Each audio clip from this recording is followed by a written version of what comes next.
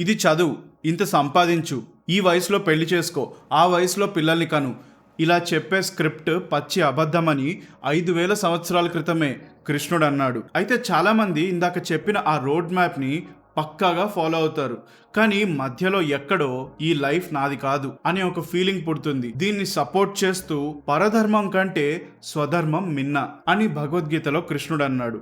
ఎవరో రాసిన స్క్రిప్ట్ ని పర్ఫెక్ట్ గా ఫాలో అవడం కంటే నీకు నచ్చిన దారిలో కొంచెం అటు ఇటు అయినా సరే అలా బ్రతికేయడమే బెటర్. అంటే ఒక ఆర్టిస్ట్ అవ్వాల్సిన వాడు ఇంజనీర్ అయితే సక్సెస్ వచ్చినా కూడా మనసులో సాటిస్ఫాక్షన్ ఉండదు. ఎందుకంటే వాడు గెలిచాడు కానీ తనకు నచ్చిన గేమ్లో కాదు. మరి ఈ స్వధర్మాన్ని ఎలా కనిపెట్టాలి?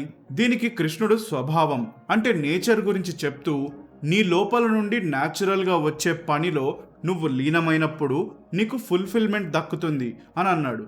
నీ పర్పస్ ఎక్కడో బయట వెతకడం మానేసాయి. ఎవరు చెప్పకపోయినా నువ్వు మళ్ళీ మళ్ళీ ఒకే పని చేస్తూనే ఉంటావు.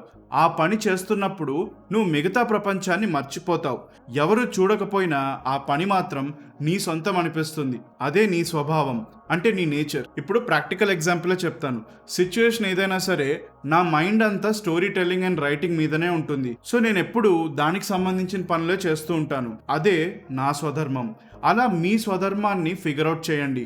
ఒక్క నిమిషం ప్రశాంతంగా ఆలోచించండి.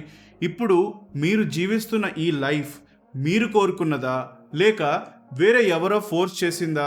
అవసరమైతే ఈ వీడియోని సేవ్ చేసుకొని ప్రశాంతంగా మరొకసారి చూసి ఆలోచించి అప్పుడు ఒక డెసిషన్ తీసుకోండి. మీకు ఏది బెటర్ అనిపిస్తే అదే చెయ్యండి.